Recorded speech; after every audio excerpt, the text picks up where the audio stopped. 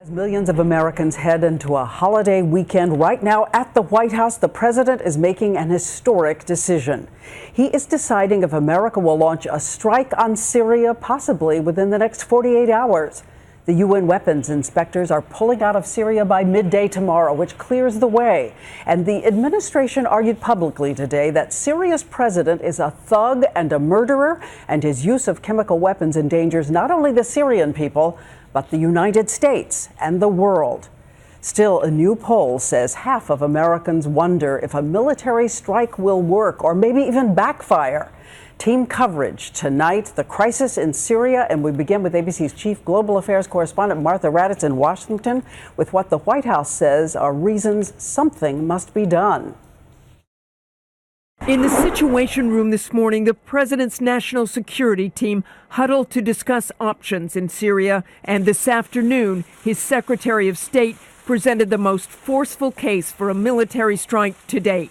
What we choose to do or not do matters in real ways to our own security. Some cite the risk of doing things, but we need to ask, what is the risk of doing nothing? Calling Syria's President Assad a thug and murderer who gassed his own people while they slept, Kerry laid out detailed human intelligence, satellite tracking that showed rocket trajectories, communications intercepts from a high-level Syrian official, and orders to Syrian troops. We know that the Syrian regime elements were told to prepare for the attack by putting on gas masks and taking precautions associated with chemical weapons. But it is the images and the stories from the survivors that are clearly the most compelling. And that number, 1,429. 1,429 people killed, including those 426 children. The American people are tired of war. Believe me, I am too. But fatigue does not absolve us of our responsibility, and history would judge us all extraordinarily harshly if we turned a blind eye to a dictator's wanton use of weapons of mass destruction. Within hours of Kerry's presentation, the president spoke, clearly concerned that the people at home, our allies abroad, and Congress fear yet another long-term conflict like Iraq or Afghanistan. We're not considering any open-ended commitment. We're not considering any boots-on-the-ground approach. While the president insists that this would not be an open-ended commitment, critics say it could very well be a chronic one. If the U.S. bombs Syria and Assad comes back in a few months and gasses more civilians, the U.S. would almost certainly have to go in again and take military action. Diane? So, Martha, what is the best the strike could hope to achieve? Well, I think to prevent and deter chemical weapons use for a while, for as long as possible. That's what they can hope for here. That's what they are trying to achieve. All right, Martha Raddatz standing watch for us in Washington. And what about the Syrian response tonight? ABC's Terry Moran in the region for that.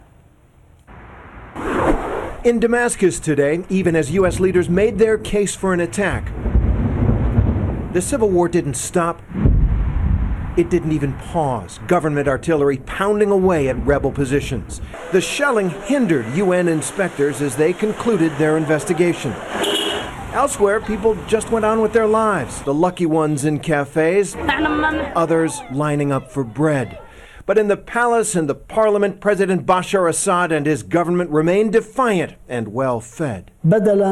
Syria won't surrender, declared the Speaker of Parliament, and now another atrocity. What happened here almost defies words. The BBC's Ian Pannell reported from the scene of what appeared to be an incendiary bomb attack, allegedly carried out by a Syrian Air Force jet on a school. They arrived like the Walking Dead. We don't know for sure what was in the bomb, but the injuries and debris suggest something like napalm or thermite.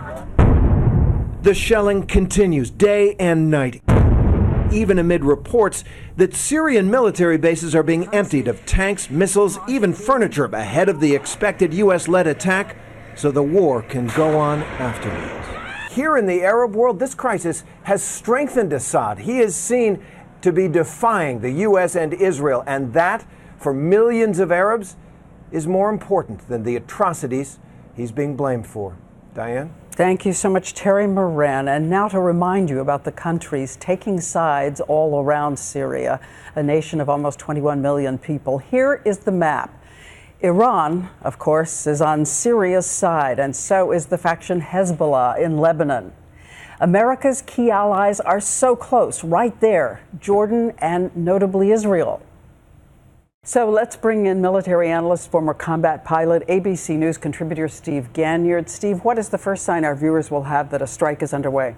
Diane, I think what we're going to see is the kind of war that starts the same way it has for the past 20 years, where it's nighttime in a capital. You're going to see brilliant flashes of light, loud explosions as the Tomahawks find their targets around Damascus. And any American forces imperiled at that moment? No, the president's made it quite clear that no U.S. military personnel will be in peril. These will be long-range cruise missiles from launched well out to sea in the Mediterranean.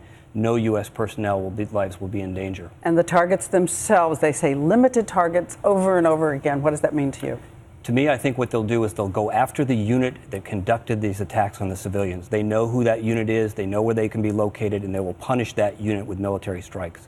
But they'll also do something that's very visually compelling, where they'll level probably a Ministry of Defense building or something that's visually iconic, and they'll be able to show the world that the United States has conducted this military strike. Yes, they want to say to everyone the U.S. was there, and there is accountability. Okay, thank you so much, Steve. I know you'll be covering it all with us. Thank you.